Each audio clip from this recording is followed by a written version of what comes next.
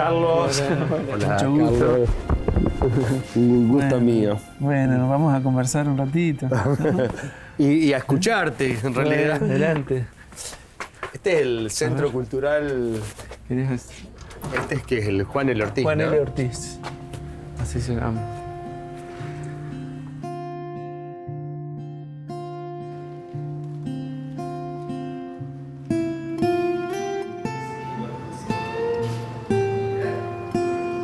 Carlos, ¿cómo empezó tu gusto por la música? ¿Cómo llegaste a la música? Tiene que ver con una familia de melómanos, así, ¿no? En mi casa siempre se escuchó mucha música. Y muy variada. Por el lado de mi mamá siempre era como la cosa más clásica, así, mucha ópera y mucha música clásica en general, ¿no? O sea, muchos pianistas. Por el lado de mi papá era como la cosa más popular, así, desde el jazz, sobre todo muchos pianistas de jazz, y mucho folclore, tango, música brasileña. Ellos ninguno toca. No toca nada. Pero sí, mi hermano, yo tengo un hermano mayor, y cuando yo nací ya en la familia había alguien que tocaba, digamos, que era mi hermano. Entonces, bueno, como a los 5 años, mis viejos me preguntaron si acaso tenía como ganas de arrancar con algo, y bueno, yo al toque les dije piano, no sé por qué. Se me ocurre también es que se escuchaban muchos pianistas, sobre todo se escuchaban muchos, y dentro de la música clásica y del jazz sonaban en mi casa. A partir de los 5 años empecé a estudiar con una profe de Seguí, que es mi pueblito, que es un pueblo a 50 kilómetros de acá de Paraná, que es donde nací y me crié, digamos, ¿no? Y a los 11 años di con la que finalmente fuera mi profe así, tal vez más importante, digo, en el sentido que fue con la que yo hice como un trabajo más profundo, en el sentido de que, bueno, yo ya estaba ahí como más decidido. Ajá. ¿Y vos ya vivías en Paraná? No, yo a los 11 años empecé a viajar todos los sábados, y ahí ella tuvo un gesto alucinante que fue como recibirme en su casa, hacer un tiempo de donde ella no tenía prácticamente, porque ella daba clase en la universidad en Santa Fe y en la escuela de música de acá de Paraná, y me hacía un lugar así para que yo pudiera venir. Y después, a los 14 años me vine a vivir acá a Paraná. Pero ese año bastó para que yo tuviera, bueno, ya un vínculo mucho más intenso, porque al estar yo acá en Paraná podía ir a la escuela de música y tenía ya no una clase sino 2 semanales, y esta profe pasó directamente a exigirme, pero digamos como a cualquiera de sus alumnos que estaba embarcado ya en ese viaje. ¿Y qué tipo de música te enseñaba ella? Y es música académica, digamos. Clásica. Sí, sí. Es más, en un momento es como que yo abracé la idea de transformarme digamos, en un intérprete de esas músicas. El hecho fue que yo ya a los 15 años estaba ya entregadísimo hacia la música, y a través de la mano de mi hermano, que seguía tocando, obviamente, integrándome a bandas de música popular. Mirá. Bueno, que en realidad con él, ya desde que empecé a estudiar, empecé a tocar con él a los 5 años, qué sé yo, jugábamos con los instrumentos, Sí, pero sí. el hecho es que nunca se desconectó ese aspecto. Y eso, cuando terminé la secundaria y en el primer año de la universidad, me trajo unas crisis grosas así con el sistema educativo que planteaban las universidades en aquel entonces. Y por ende, digamos, una crisis también con mi profe. Porque ella tenía como esa escuela clásica, y yo tenía como mucho deseo de, digamos, de volcarme también a otras músicas. Pásate río, que pasaré cuando la luna se cae al suelo y un velo negro vela este sueño. Sueño soñado, sueño sediento de amaneceres que van creciendo con el espejo manso del río y 1000 canoas que va meciendo. Bueno, en un momento yo me integro al centro de estudiantes de la secundaria, en plena época del proceso. Y es en ese entorno que me llega la invitación de una agrupación cultural que se estaba gestando.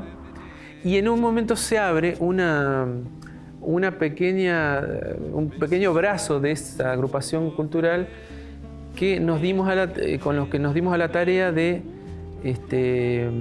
desarrollar unos talleres en algunos barrios. A mí particularmente me tocó el barrio de La Pasarela. Ajá. Es un barrio, digamos que... Marginal. Sí, más. sí. Y acá era como un barrio heavy, digamos, así en el sentido de mucha violencia, Sí, y mucha pobreza también, ¿no? Sí, obviamente. Y eso fue muy determinante en mi vida. Y bueno, ahí es donde viene como una crisis muy grande, porque yo siento que lo que estoy tocando, lo que estoy estudiando en la universidad, no está reflejando para nada mi cotidiana vivencia de este barrio, y surge mi necesidad de ponerme en contacto con otro repertorio. Sí, ahí el cambio tal vez el más importante es que uno aprende del otro, ¿no? Es decir, que es como impensable para uno cuando llega, pero cuando te encontrás en esa situación empezás a descubrir el otro de una manera increíble, me imagino, por la experiencia que significa. Sí, eso que estás diciendo tal vez es lo más importante, yo siento, y para mí fue un gran aprendizaje, Claro. digamos que se los debo a los chicos con los que trabajé. Sí, con los que estuviste. Hay como un recuerdo hermoso de esa etapa. Y bueno, y un despertar y un universo nuevo que se nos abrió a todos los que hicimos esa experiencia.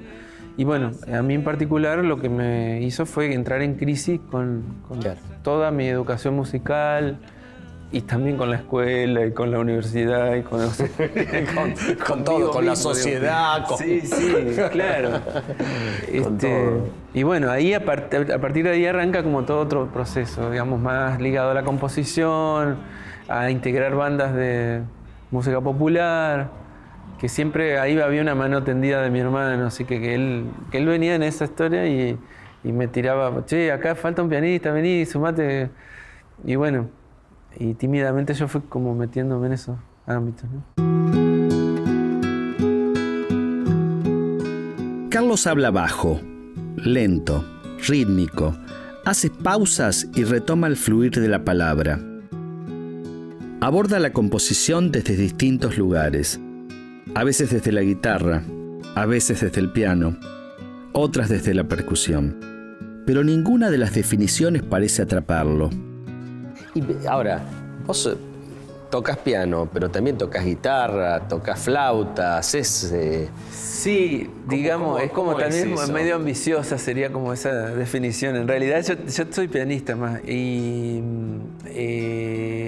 como soy también compositor y bastante curioso, se me ha dado por aproximarme a otros instrumentos también con la idea de tener como un bagaje de, digamos, cómo se piensan esos otros instrumentos, y a partir de allí poder escribir. Claro. Es decir, a partir de esto, por ejemplo, bueno, he trabajado mucho para un gran guitarrista de Paraná y del mundo, diría yo, que es Eduardo Isaac. Eduardo vive acá en Paraná, y a pedido de él he escrito piezas para guitarra, pero piezas que yo no podría tocar, digamos. Genial. Claro. Escribí también... Pero que no las podés tocar, pero sí las podés hacer sonar en tu cabeza. Sí, y de repente puedo tocar de a dos compases en la guitarra para entender si realmente es posible, porque por ahí voy a escribir algo que después un guitarrista me dice, che, esto no se puede tocar. No puedo pasarla. Claro.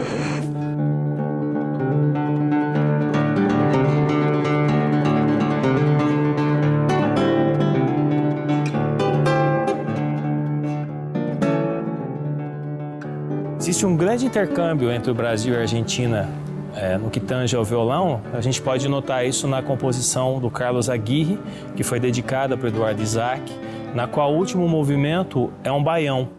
No, en ese sentido es como que, bueno, me he aproximado así al piano, a la flauta también. Me gusta mucho la percusión. Ahora, ¿y vos en esas instancias empezaste a trabajar cuestiones del folclore? ¿Cómo eso? ¿O vos te sentís que siempre estuviste en un lugar ambiguo respecto del género musical y te gusta, te diría, definirte o desdefinirte desde ese lugar? ¿Cómo es? El folclore también me fue ganando simplemente por integrarme a grupos. O sea, era ese momento. Yo termino en el 83 la secundaria y es un momento donde vuelve la democracia y donde, digamos, nos encendimos así de latinoamericanismo, digamos, en el sentido de que, bueno, caía por primera vez un disco de Jara, de, qué sé yo, de Daniel Biglietti, de Buarque, Sí, de esos tipos, de Cita Rosa, Claro. de Violeta Parra. Sí. Y de nuestro Atahualpa, que también estaba prohibido. Sí, Mercedes reaparecía de una forma Ella, claro. impresionante, ¿no? Entonces todo ese cancionero, digamos, a mí me cerraba por muchos lados, porque tenía que ver con lo que yo estaba experimentando acá en el barrio, tenía que ver con lo que estaba leyendo. Entonces, bueno, resonaba por sobre otras músicas con un aditamento que era como un aspecto más como emocional también, muy intenso.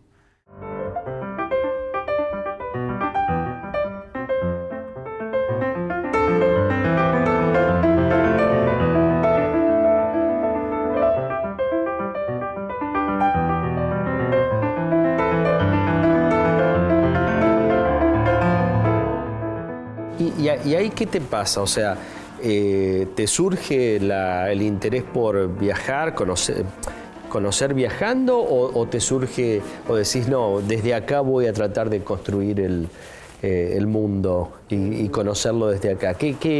¿Cómo lo vivís a eso? Bueno, en mi caso yo siento que como que necesito mucho el poner el cuerpo a ciertos paisajes o lo que sea para entenderlos cabalmente. Y necesité viajar, digamos, necesité. O sea, como quedaron vínculos fuertes en Perú, fuertes ahí en Chile, después en Venezuela, bueno, se fue dando. Y hace unos años, bueno, muy fuerte con Brasil y con Uruguay, que nunca se había dado. O sea, que armaste como un mapa musical que te permite conocer y saber de muchas músicas y de muchos músicos. Sí, y digamos, lo que yo más rescato también, bueno, son los vínculos sobre todo, ¿no? Lo amoroso, así, de los amigos y eso, y lo que ellos me han compartido, así, de los saberes de cada lugar, porque no es solo la música, ¿no? Es la música y lo que está detrás de la música, ¿no? De la cultura, ¿viste? De los procesos políticos, de las realidades que son afines a las nuestras.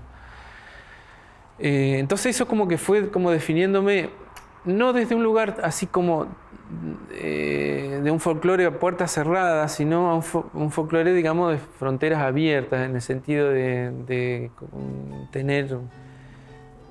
asumir ese concepto que muchas veces se dice así como, y parece como algo más abstracto, que es la patria grande, pero cuando lo vas recorriendo y te das cuenta que es algo muy tangible, en verdad, y que hay incluso muchas especies musicales, por ejemplo, de nuestro folclore, que tienen un origen en Perú, ¿viste? Y que han tenido la mutación de ir caminando toda esa geografía.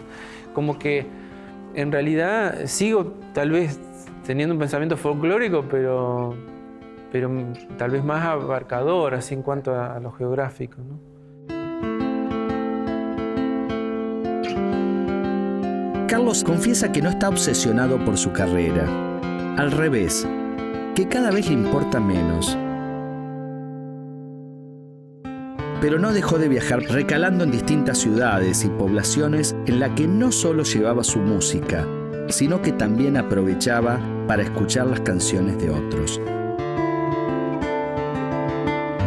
A veces necesitas de las letras y de la música, a veces solo basta con la música. ¿Cómo es cuando te pones a componer? ¿Cómo haces? Voy a apelar a una frase que es robada de Fander, justamente. Uh-huh. Él habla de los múltiples abordajes abordajes de la composición, de no empezar siempre desde el mismo lugar, ¿no? Como si uno estuviera tirando de la punta de un ovillo y a veces lo tiro desde el piano solo, a veces desde la guitarra. La guitarra me vincula inexorablemente con la canción siempre, o al menos ese es el punto de partida. Yo he tenido también músicas a las que después le puse un texto, después me ha pasado al revés, que he escrito un poema y que 4 o 5 años después aparece una música que digo, esta es la que le va. El tema es que la canción, por ejemplo, es como una disciplina diferente a lo literario o a la música, ¿no? A mí me encantó, por ejemplo, un reportaje al Flaco Spinetta donde él, por ejemplo, decía que él no se consideraba poeta sino letrista de canciones. Genial. ¿No? Y en realidad es como otra disciplina. Es una disciplina donde tal vez estás atento a otras cuestiones, digamos, sobre todo al vínculo, porque de esa cohesión, digamos, va a surgir un tercer género que no es ni lo literario ni lo musical, que es la canción.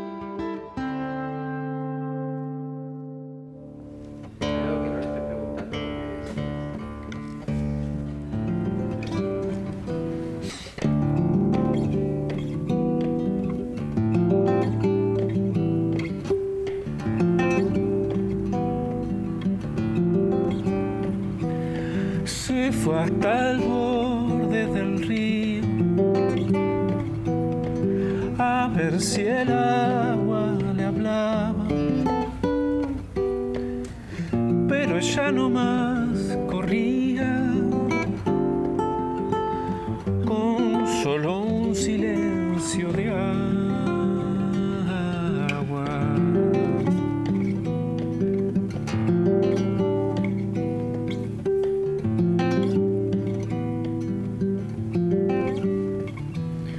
Se puso a mirar el brillo que hace temblar cuando pasa de la hondura luminosa de la noche reflejada,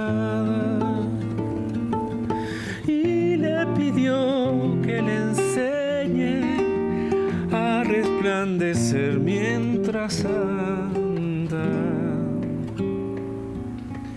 copiando la luz del cielo hondo en la corriente mansa.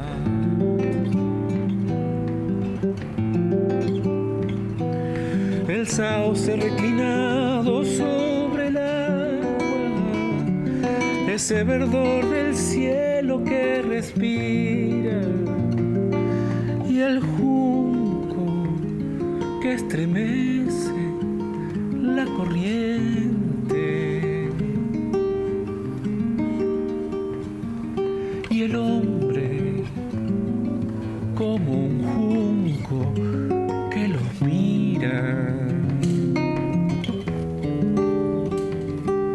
El río corre tenue, silencioso, y como un ardor de ala entre las mieles, cruza el aire y se instala misterioso en la mínima pluma de Juanele. En la mínima pluma de Juanele. Se puso a durmiente, se fue hasta el borde del río.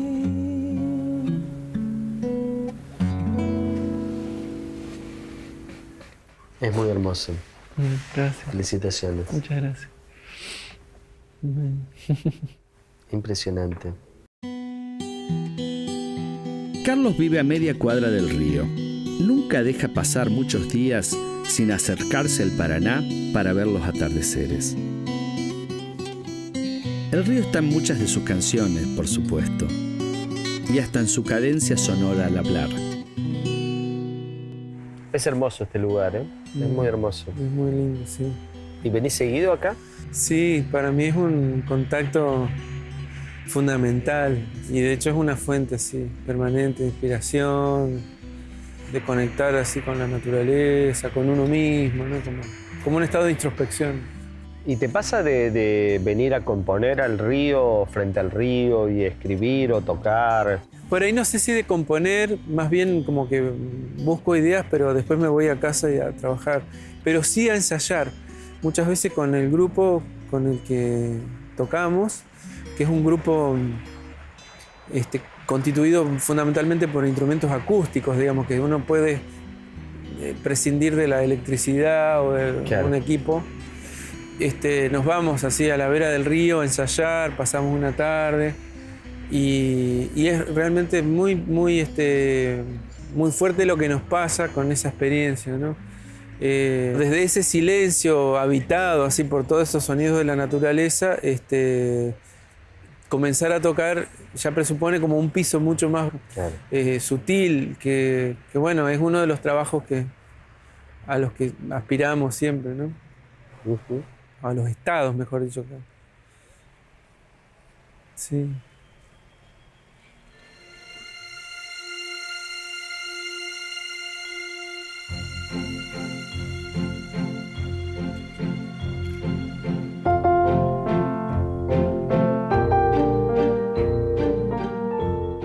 Carlos es sereno pero inquieto. Es pianista, compositor, arreglador, productor, pero ninguna de las definiciones parece atraparlo. Carlos necesita este lugar para estar con él mismo, con la tranquilidad de la naturaleza, la introspección indispensable. No le importan los rótulos ni los géneros.